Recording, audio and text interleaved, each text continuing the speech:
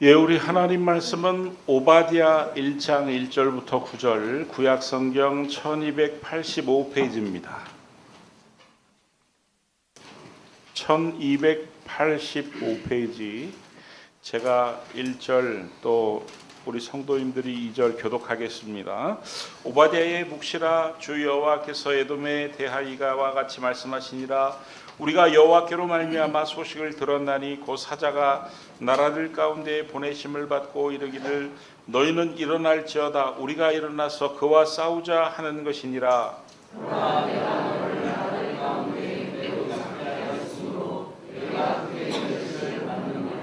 너의 마음의 교만이 너를 속였도다. 바위 틈에 거주하며 높은 곳에 사는 자여, 내가 마음에 이르기를 누가 능히 나를 땅에 끌어내리겠느냐 하니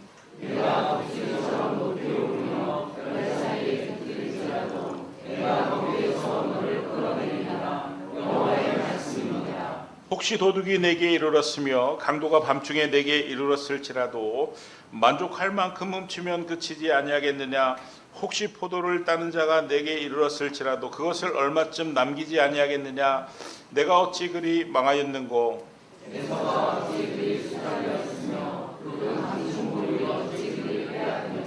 너와 약조한 모든 자들이 다 너를 쫓아 변경에 이르게 하며 너와 화목하던 자들이 너를 속여 이기며 내 먹을 것을 먹는 자들이 내 아래에 함정을 파니 내 마음에 지각이 없음이로다.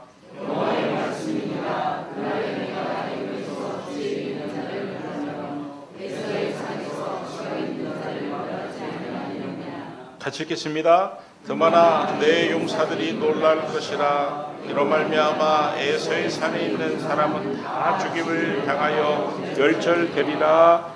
아멘. 할렐루야. 우리 성가대가 원래도 잘하지만 또 이렇게 인내성을, 기도성을 바꿔주셔서 더 잘하는 것 같습니다. 하나님께서 그 찬양을 날마다 기쁘게 받아주시기를 바랍니다. 여러분, 죄도 내가 더 미워하는 죄가 있습니다. 여러분은 어떻습니까? 안전벨트 안 매는 죄와 한 30km, 50km 속도를 확 위반하는 죄, 어느 죄가 더 크다고 생각되십니까? 속도를 위반하는 죄와 절도죄, 그 중에 어떤 죄가 여러분들은 더 죄가 크다고 생각하십니까? 여러분, 하나님께서도 싫어하시는 죄, 미워하시는 죄가 있답니다. 그리고 하나님이 제일 미워하시는 죄, 제일 싫어하시는 죄가 있는데 그게 뭐냐면은 잠언서 8장 13절 말씀을 보면은 여호와를 경외하는 것은 악을 미워하는 것이라.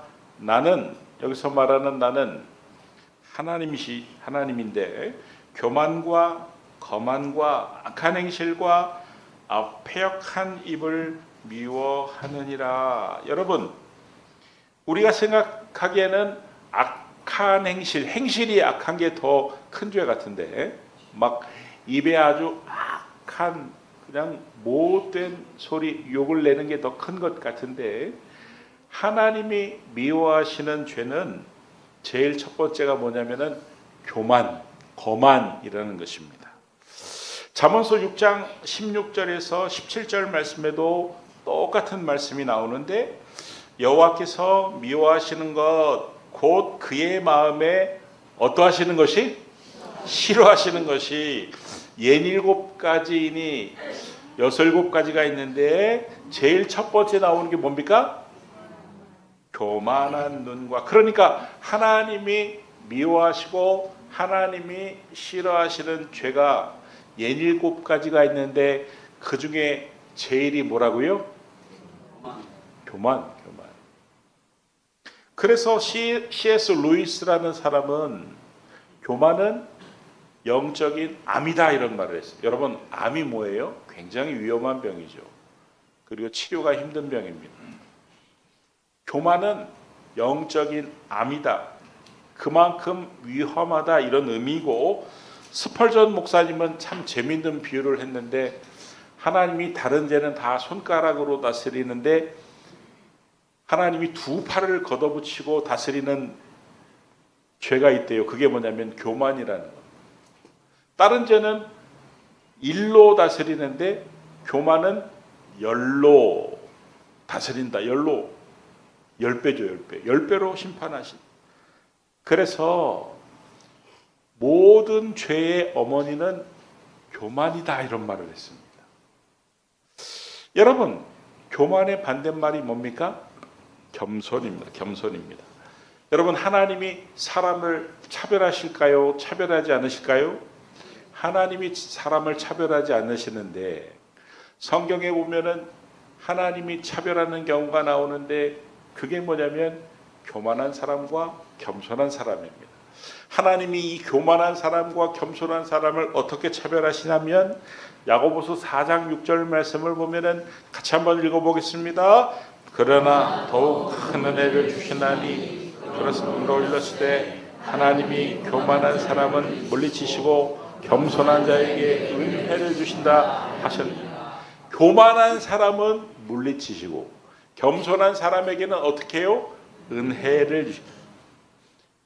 교만한 사람은 물리치시는데 이 물리치신다의 원어를 살펴보니까 그냥 이렇게 물리치는 게 아니라 전쟁으로 물리친다는 거예요. 교만한 사람을 하나님이 전쟁으로 물리친다는 것은 적으로 삼는다는 것이죠. 너 지금부터 내 적이야. 나랑 전쟁이야. 그러면서 물리치신다는 거예요. 그러니까 하나님이 이 교만한 것을, 거만한 것을 얼마나 싫어하는지를 알 수가 있습니다. 여러분, 하나님과 전쟁을 하면 어떻게 됩니까? 이거는 완전히 멸망당하는 일밖에 안 남은 것입니다. 그래서 여러분, 잠언서 18장 12절 말씀을 보면은 교만을 멸망의 선봉이다. 사람의 마음의 교만은 멸망의 뭐라고요? 선봉이요. 그러니까 멸망하고 싶으면은 교만하라는. 우리 옆 사람과 인사해 보시기 바랍니다. 멸망하고 싶으면 교만하시기 바랍니다. 은혜 받고 싶으면 겸손하시기 바랍니다. 겸손한 자에게는 뭐를 주신다고요? 은혜를 주시는데 야고보서 4장 6절 말씀을 보면은 이렇게 돼 있죠. 그 은혜가 어떤 은혜냐면, 겸손한 자에게 주시는 은혜가 어떤 은혜냐면 더욱 큰 은혜를 주시나요. 원래 하나님이 은혜를 주시는데 겸손한 사람에게는 더욱, 우리가 점심 때 그 학생들에게 식판을 들고 오는 학생들에게 이렇게 반찬을 이렇게 배분을 하는데, 내가 아는 어떤 사람이 딱 내가 너무너무 친하고 사랑하는 애가 딱 나타났어요. 그랬더니 원래는 고기 반찬을 정량만 주는데 2배, 3배. 여러분, 겸손한 사람에게는 하나님이 그냥 은혜를 주시는 것이 아니라 더욱 큰 은혜. 그러니까 얼마나 하나님이 마음에 들어 하시는지 알겠죠? 겸손하시기 바랍니다. 그래서 하나님이 더욱 큰 은혜 주시기 바랍니다. 여러분, 이 우리가 읽은 이 성경 오바댜서는 에서의 후손이 세운 에돔이라는 나라를 심판하시는 그런 심판이 기록된 책입니다. 에돔이라는 나라가 도대체 왜 심판을 받았는가, 심판을 받은 이유가 뭔가, 한마디로 표현하면은 교만 때문이었습니다. 여러분, 쉽게 말씀을 드리면 영화로 따지면 이스라엘이 주연이에요. 주연 배우예요. 에돔은 엑스트라예요. 행인 1, 2, 3이에요. 그런데 여러분, 엑스트라가 마치 주연처럼 말이죠. 주인공처럼 행동을 하고 다녔다, 이런 말씀이에요. 촬영 전에 나와가지고 미리 준비하고 대기하고 주인공이 다 찍은 그 주인공을 돋보이게 하기 위해서 엑스트라가 세워진 것인데, 이 엑스트라가 말이죠, 거들먹거리고 늦게 나타나가지고 나부터 촬영하라 그러고 주인공 저 뒤로 가라 그러고 그랬다, 이런 말씀이에요. 에돔이 그런 행동을, 그 교만한 행동을 했기 때문에 하나님이 심판을 하셨는데, 그러면 에돔이 도대체 왜 그렇게 교만해졌는가? 무엇이 에돔을 그렇게 교만하게 만들었는가? 오바댜 1장 6절 말씀을 보면 에서가 어찌 그리 수탈되었으며, 여기서 말하는 에서가 에돔이죠. 그 감춘 보물이 어찌 그리 빼앗겼는가. 이 에돔이 교만해진 이유는 감춘 보물이 많았습니다. 그러니까 보물이 점점점 많아지면서 이 에돔이 교만해졌습니다. 요즘 말로 하면은 돈이 많아지면서, 물질이 많아지면서 교만해졌어요. 여러분, 교만이란 다른 게 아닙니다. 하나님이 하셨는데 마치 자기가 했다고 착각을 하는 것이 교만입니다. 하나님이 부를 주셨는데 내가 열심히 살아서 부를 이룬 것처럼 착각하는 게 교만이다. 신명기 8장 12절에서 14절 말씀을 보면 내가 먹어서 배부르고 아름다운 집을 짓고 거주하게 되며 또 내 소와 양이 번성하며 내 은금이 증식되며 내 소유가 다 풍부하게 될 때에 내 마음이 교만하여 내 하나님 여호와를 잊어버릴까 염려하노라. 여러분, 하나님이 이스라엘 백성들로 하여금 배부르게 하셨습니다. 아름다운 집을 갖게 하셨습니다. 소와 양이 하는 일들이 번성하게 잘 되게 하셨습니다. 내 은금이 증식되며 돈이 점점점 불게 많아지게 하셨습니다. 내 소유가 다 풍부하게 될 때에, 그런데 하나님을 잊어버린다. 하나님이 주셨는데 하나님이 주신 것을 잊어버리고 마치 자기가 열심히 살아서 그것을 된 것인 양 잊어버린, 그게 교만이라는 거예요. 그래서 14절에 내 마음이 교만하여 내 하나님 여호와를 잊어버릴까 염려하노라. 또 에돔이 왜 교만해졌냐면 오바댜 1장 9절 말씀을 보니까 드마나 내 용사들이 놀랄 것이라. 아주 유명한 용사들이 에돔에는 많았습니다. 용사들이 점점점 많아지면서 교만해졌습니다. 그러니까 힘이 생기면서, 권력이 생기면서 에돔이 교만해졌습니다. 여러분, 국어를 잘 하려면은 주제 파악을 잘 해야 된다고 합니다. 신앙생활도 마찬가지입니다. 신앙생활을 잘 하려면요, 주제 파악을 잘 해야 돼요. 우리는 하나님의 은혜 없이는 단 한순간도 살 수 없는 그런 나약한, 미약한 존재들입니다. 그런데 돈 좀 생기면, 힘 좀 생기면 마치 내가 꽤 괜찮은 사람처럼 여겨집니다. 생각이 됩니다. 그게 뭐예요? 교만하면 그 교만에 내가 속는다, 이런 말씀.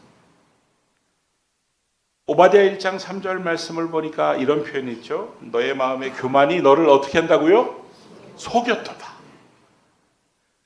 돈 좀 있고, 남들보다 권력 좀 있고, 남들보다 가방끈 좀 길고, 남들보다 좀 잘 살면 교만이라는 놈이, 야, 너는 다른 사람들보다 괜찮은 사람이야, 속인다는. 사실은 하나님의 은혜 없이는 단 하루도 살 수 없는 나약한 존재인데 교만이 그렇게 우리를 속인다. 여러분, 참 성경을 보면요, 너무너무 재밌는 표현들이 있습니다.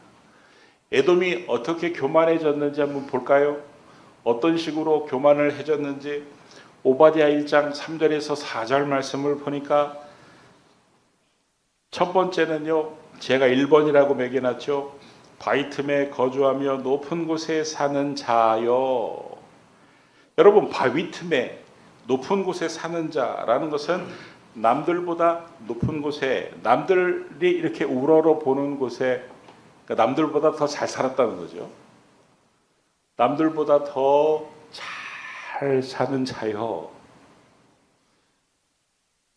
자, 남들이 다 우러러 볼만해요. 야, 저 집은 참 잘 산다, 이렇게 우러러 볼만합니다. 바위 틈에 거주하며 높은 곳에 사는 자입니다. 그런데 내가 독수리처럼 높이 오르며 높은 곳에서 살다 보니까 어느 순간부터 만족이 안 됩니다. 그래서 더 위로 올라가고 싶어요. 그래서 2번, 내가 독수리처럼 높이 지금도 충분히 잘 사는데 남들보다 더 잘 살고 지금보다 더 잘 살고 싶은 거예요. 그래서 지금보다 더 높아지고 싶은 겁니다. 그래서 독수리처럼 높이 오르는데 어디까지 올라가기를 바래요? 3번, 별 사이에 깃들질하도 별까지 올라가. 이게 뭡니까? 하나님과 맞먹는 수준인 거죠. 아주 그 마음이 이런 표현 있잖아요. 교만이 하늘을 찌른다고 표현하죠.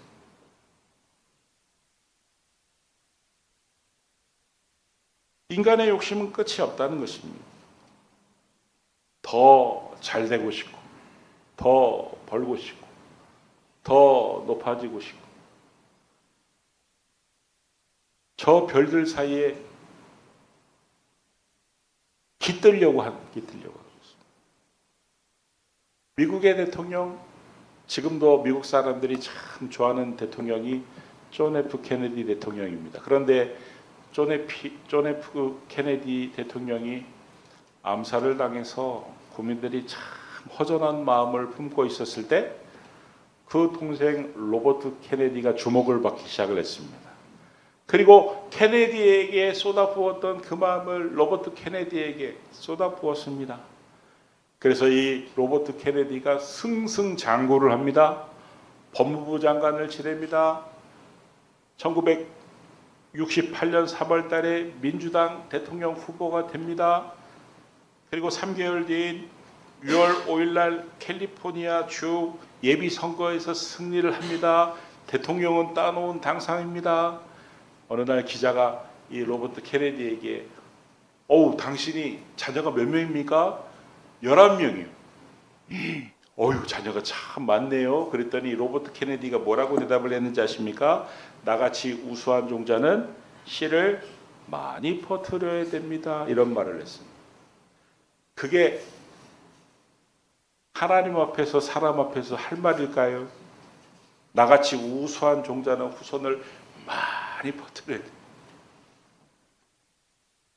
안타깝게도 이 로버트 케네디도 저격을 당한 그 다음날 허망하게 생을 마감하고 말았습니다. 여러분, 교만한 사람은 마음속으로 이런다는 거예요. 오바댜 1장 3절에서 4절 말씀을 보면은 내가 마음에 이르기를 누가 능히 나를 땅에 끌어내리겠느냐 하니, 교만한 사람은 마음이 올라갈 생각만 하지 내려갈 생각은 전혀 안 해요. 설마 뭐 일이 잘못되겠어? 뭐 잘못돼도 까짓 건 뭐 힘이 있는데 뭐 돈이 있는데 뭐 때우면 되지 뭐 그런다는 거예요. 그런데 중요한 것은 하나님은 뭐라고 말씀하시냐면 그 끝에 뭐라고 되어 있습니까? 내가 거기에서 너를, 여기서 말하는 내가 누구예요? 하나님이 거기에서 너를, 교만한 너를 끌어내리다, 여호와의 말씀이니라. 하나님은 교만한 자를 끌어내리시는데, 하나님이 이 교만한 사람을 낮추실 때요, 오바댜 1장 5절 말씀을 보면은 이 표현도 참 기가 막히고 재미있고, 어떤 표현이냐면요, 오바댜 1장 5절 말씀을 보면 도둑이 들었을 때, 강도가 들었을 때 적당히 물건을 훔쳐가고 끝내지 그 집 자체를 없애지는 않잖아요. 그죠? 어떤 도둑이, 어떤 강도가 들어와 가지고 돈이나 귀금속이나 뺏어가지 아예 집을 무너뜨리는 그런 강도는 없잖아요. 포도원에 배가 고파가지고 포도를 따러온 도둑이 포도 몇 송이 따지 그 포도원 자체를 허물어 버리지는 않잖아요. 그런데 하나님은 그렇게 하신다는 거예요. 하나님은 교만한 사람을 그렇게 하신다는 거예요. 왜 하나님이 교만한 사람을 그렇게 철저히 낮추시냐면, 하나라도 남기면, 집을 남기면, 포도원을 남기면 또 다시 교만해질 가능성이 있으니까 아예 싹을 자르시. 이것도 맞고 저것도 맞고 외통수로 몰아가신다는, 교만의 싹을 완전히 자라지 못하도록 외통수로 몰아간다는. 여러분, 우리는 거꾸로 생각하는 경우가 많습니다. 야, 저 인간 진짜 교만한데. 근데 사실은 내가 교만. 여러분, 오이비누 아세요? 오이비누. 오이비누 모르시는 분 한번 손 들어보세요.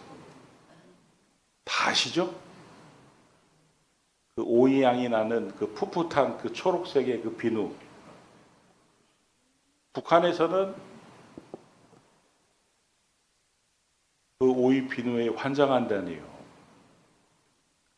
오이 비누를 쓰는 것을 너무 행복하게, 일반 그 시장에는 나와 있지도 않고 방문 판매로만 은밀히 사는데 그 오이 비누를 사용하면 그렇게 행복해하고, 그 오이 비누를 쓰면, 우리는 그 비누를 쓰면은 그냥 비누 가게에 놔두는데 그 북한 사람들은 햇빛에 다시 말린대.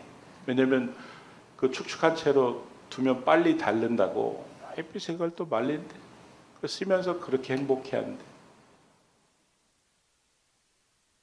그 제 기억 속으로는 오이 비누는 각가정에서 그렇게 대접을 받는 건 제가 보지를 못했던 것 같고, 저 무슨 무슨 목욕탕이나 그 사람들 많이 몰리는데 막 뭐 대충 많이 써도 되는데 그런데 막 썼던 그런 제 기억이 나거든요. 여러분, 똑같은 오이 비누인데 어디 가면은 너무너무 대접을 받고, 어디 가면은 있으나 마나 하나 없어져도 뭐 또 갖다 놓으면 되지. 여러분, 음식점 리뷰를 이렇게 봐도 어떤 경우에는 별표 1개, 이 집 가지 마세요, 더럽게 맛없어요, 이렇게 써져 있는데, 또 어떤 사람은 별표 5개, 이 집 가격에 비해서 참 괜찮아요. 숙소도 마찬가지.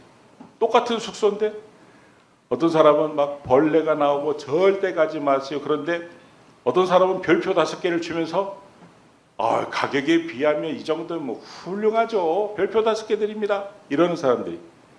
여러분, 그 집이 문제입니까? 그 오이 비누가 문제입니까? 아니면 그 오이 비누를 대하는 사람이 문제입니까? 여러분, 아군과 적군을 거꾸로 생각하는 경우들이 많습니다. 제 질문에 한번 답을 한번 해보십시오. 가족의 남편이 적군입니까, 아군입니까? 네, 이거 안 물어보려고 그랬는데 일부 때는 내가 물어봤더니 대답하기가 곤란하네요. 아내가 아군입니까, 적군입니까? 교회 안에 성도가 아군입니까, 적군입니까? 담임 목사가 아군입니까, 적군입니까? 아군인데 적군 같아. 왜 적군 같을까요? 내 마음에 안 들기 때문이죠. 내 생각대로 좀 움직여줘야 되는데, 내가 요구한 대로 좀 따라줘야 되는데, 내 생각과 내 마음에 맞지 않으니까. 사실 적군은 사탄밖에 없는데 아군을 적군처럼 생각하는. 여러분, 서로의 관계에서 문제가 생기는 것은 그 원인과 책임이 상대방에 있는 것이 아니라 사실은 자기중심적인 교만한 나에게 원인이 있는 경우가 많다, 이런 말씀이에요. 여러분, 이게 왜 굉장히 중요하냐면, 내가 교만하다고 깨닫는 것이 왜 굉장히 중요하냐면, 하나님이 나의 교만을 낮추실 때 철저히 낮추신다고 말씀을 드렸잖아요. 나를 낮추실 때 애먼 옆 사람까지 고통을 같이 받기 때문에 그렇습니다. 가족이 나 때문에 고통을 당하기 때문에 그렇습니다. 부모가 나 때문에 고통을 당하기, 자녀가 나 때문에 고통을 당하기 때문입니다. 교회가 나 때문에 고통을 당할 수 있기 때문입니다. 그러니까 지금 남편이, 아내가, 자녀가 지금 저런 일을 겪고 있는 것은, 저 애가 왜 저 모양, 저 인간이 왜 저 모양, 그게 아니라 하나님이 교만한 나를 다루시기 위해서, 낮추게 하시기 위해서 지금 당하고 있는 고통인데, 그거를 저 사람이 잘못해, 저 인간이 잘못해가지고 착각할 수 있기 때문이다, 이런 말씀. 여러분, 예수님이 성전에서 바리새인과 세리가 기도하는 것을 비유로 두셨습니다. 여러분, 바리새인이 누구냐면 그 당시에 신앙생활이라면 철저한 사람들이었습니다. 기도생활, 경건생활, 금욕생활이 타의 추종을 불허하는 사람들이었습니다. 반면에 세리는 민족의 반역자, 우리식으로 표현하면 일제시대 때 그 일본 놈들의 앞잡이, 악랄한 순사, 이런 사람이 세리였습니다. 그런데 하나님은 의인인 바리새인의 기도를 듣지 않으시고 죄인인 세리의 기도를 받으셨다는 것입니다. 여러분, 바리새인에게는 두 가지 특징이 있었는데 누가복음 18장 9절에서 10절 예수님이 표현하신 거예요. 또 자기를 의롭다. 첫 번째 특징은 자기를 의롭다 믿는다는 것입니다. 여러분, 이게 뭐냐면 자기 정도면 훌륭하다고 생각하는 것입니다. 자기 정도면 훌륭한 성도라고 생각하는 것입니다. 자기 정도면 신앙생활을 잘한다고 생각하는, 자기 정도면 괜찮은 아내라고, 자기 정도면 괜찮은 남편이라고, 자기 정도면 괜찮은 자녀라고 생각하는 것입니다. 여러분, 그렇게 하면은 어떤 문제가 생기냐면, 두 번째, 다른 사람을 멸시하는 자들. 나는 멀쩡하고 괜찮은데 남들이 다 내 성에 안 차는 거예요. 그러면 뭐가 나와요? 비판이 나, 비평이 나, 불평이 나, 뒤에서 뒷담화를. 왜냐하면 나는 괜찮은 사람이고 저 사람은 괜찮은 사람이 아니에요. 여러분, 세리가 그랬잖아요. 하나님, 나는 이렇게 괜찮은 사람인데 저 인간은 하나님 앞에서조차. 여러분, 예수님을 생각해 보십시오. 예수님께서 나는 마음이 겸손하다 하셨습니다. 섬김을 받기 위해 온 것이 아니라 섬기러 오셨다 말씀하셨습니다. 실제로 수많은 병자와 세리와 창기와 귀신 들린 자들을 섬기셨습니다. 심지어는 제자들의 발을 닦이셨습니다. 주님이 얼마나 겸손하셨는지 사람들이 조롱하고 모욕해도 참으셨습니다. 침을 뱉고 옷을 찢어 참으셨습니다. 그 손과 발에 못을 박아도 참으셨습니다. 그 당시 사람들이 가장 악한 죄인이 받는다는 그 십자가의 형벌을 받으셨습니다. 십자가에서 그 옷이 속옷까지 다 벗겨지는 그 수치도 참으셨습니다. 여러분, 주님은 겸손하셨어요. 나는 성경 어디에도 주님이 다른 사람을 비평했다, 비난했다, 헐뜯었다 본 적이 없습니다. 여러분, 사도 바울도 마찬가지죠. 사도 바울이 처음에는, 사역의 초기에는 자기를 소개할 때 뭐라고 소개합니까? 사도 중에 가장 작은 자, 이렇게 자기를 소개를 했습니다. 그런데 시간이 지나니까 뭐라고 또 자기를 소개합니까? 모든 성도 중에 지극히 작은 자, 이렇게 소개를 합니다. 그런데 사역의 말기, 죽기 직전 사도 바울이 자기를 뭐라고 소개를 합니까? 죄인 중에, 디모데전서 1장 15절 말씀을 보면 죄인 중에 내가 괴순이라. 여러분, 사도 바울이 다른 사람을 비평했을까요? 비난했을까요? 헐뜯었을까요? 뒷담화했을까요? 불평을 했을까요? 아니, 대한민국에서 가장 악랄한 죄인이, 가장 흉악한 죄인이 접니다, 이렇게 말하는 사람이 어떻게 다른 사람의 죄를 지적하고 어떻게 다른 사람을 비난하고 어떻게 불평할 수가 있겠습니까? 믿음이 성장할수록 더욱더 겸손할 수 있게 되기를 그리스도 예수의 이름으로 축원합니다. 작년 5월 초에 기독교 방송에서 한국교회 기독교 성도들의 그 직분에 대한 의식 조사를 했습니다. 당신은 장로가 되는 것을, 안수집사가 되는 것을, 권사가 되는 것을 어떻게 생각합니까? 이렇게 물어봤더니, 설문조사를 했더니 80%가 진급입니다, 승진입니다, 이렇게 대답을 했습니다. 제가 예전 교회에서 양육을 하면서, 제자 훈련을 하면서 제 앞에서 진짜 얼마나 겸손한지, 그냥 말도요, 예 목사님 이게 아니에요, 예 목사님, 이러던 분 안수집사님이 계셨는데, 제가 기쁨의 교회에서 사역을 하면서 그 교회에 이제 한번 설교를 하러 갔는데, 나는 딴 사람인 줄 알았어요. 목사님, 말과 태도가, 교육자 사무실 문을 벌컥 열고, 누가 총동원 주일 선물을 이딴 걸 샀습니까? 누구예요? 이게 지금 도대체 벌어질 수 있는 일인지 저는 상상이 안 되는데, 사실 현실로 경험을 했어요. 그러니까 하나님이 축복을 하시기 위해서, 나무가 자라면은요 열매를 맺어야 되는데 열매를 맺지 못하니까 이 교만이라는 가지치기를 하시는 거예요. 철저하게 자르시는 거예요. 그래야만 열매를 맺을 수 있습니다. 여러분, 교만은 크게 두 가지로 정리를, 아까 한 가지 했죠. 하나님이 하신 일을 자기가 한 일이라고 착각하는 게 교만이고, 두 번째는 하나님 없이 뭐든지 할 수 있다라고 생각하는 게 교만입니다. 하나님 없이 뭐든지 할 수 있다. 여러분, 하나님이 이런 약속을 하셨습니다.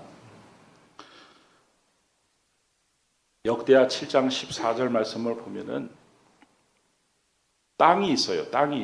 그 땅은 어떤 땅이냐면 겉보기에는 멀쩡한 땅이에요. 그런데 씨를 뿌리면 자랄 수가 없는 그런 땅이에요. 척박한 땅이에요. 겉모습만 괜찮은 땅이에요. 아무리 개간을 하고 노력을 해도, 씨를 뿌려도 뭐를 심어서 뭐를 해먹을 수가 없는 그런 땅이에요. 그런데 밑줄 친 부분만 보면, 스스로 낮추고 기도하여 내 얼굴을 찾으면, 이게 뭡니까? 하나님 없이는 아무것도 할 수 없음을 깨닫고 하나님의 은혜를 구하는 것이죠. 겸손한 것입니다. 그러면 하나님이 어떻게 해주신다고 약속을 하셨습니까? 그들의 그때 끝에 보면 땅을 고칠지라.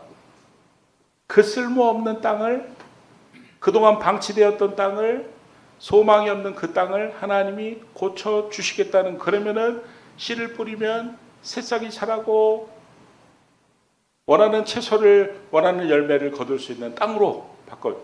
여러분, 우리의 삶의 땅, 우리의 영혼의 땅, 우리의 가족의 땅, 아름답지 못한 열매들을 맺고 있는 그 땅들이 고쳐져야 되는데, 어떻게 하면 고쳐진다고요? 스스로 낮추고 기도하고 하나님의 얼굴을 찾으면, 하나님, 저는 하나님 없이는 아무것도 할 수 없습니다. 이렇게 자기를 낮추고 기도하고 하나님의 얼굴을 찾으면 하나님이 그 땅을 어떻게 해주신다고요? 고쳐주시. 그들의 죄를 사하고 그 땅을 고쳐주시. 여러분의 삶도, 여러분의 영혼도, 여러분의 가정도 고쳐. 제가 이 설교를 준비하면서 컴퓨터에 창을 하나를 딱 띄워가지고, 그렇다면 나는 과연 어떻게 하나님 앞에 겸손하게 살 것인가를 몇 가지만 한번 써보자. 첫 번째, 자랑하지 말자. 두 번째, 뒤에서 남을 흉보지 말자. 세 번째, 사람들 앞에서 말 많이 하지 말자. 네 번째, 남의 말을 귀담아 듣자. 다섯 번째, 이 상황에서 다른 사람이 어떤 것이 필요한지 그 필요를 캐치하고 섬기자. 저는 이렇게 적용점을 탁 찾았는데, 여러분들은 오늘 이 말씀을 듣고 여러분 나름대로 하나님 앞에 겸손해지기 위해서 나는 무엇을 할 것인지 적용점을 찾아보시고, 하나님이 하신 것을 내가 한 것처럼 착각하지 말고, 하나님 없이도 내가 살 수 있습니다 이러지 말고, 하나님 앞에 스스로 낮추고 기도하고 하나님의 얼굴을 구하심으로 하나님이 여러분의 삶에 있는 모든 영역의 땅들을 고쳐주시는 놀라운 은혜가 있게 되기를 그리스도 예수의 이름으로 축원합니다. 기도하겠습니다. 하나님, 겸손해야 모든 것이 풀린다는 것을 알게 하시니 감사합니다. 모든 것을 하나님이 하셨음을 말로만 시인하지 않고 우리의 마음으로 온전히 인정하고 하나님 없이는 단 하루도 살 수 없음을 고백하며 살게 하여 주옵소서. 예수님의 이름으로 기도드립니다. 아멘.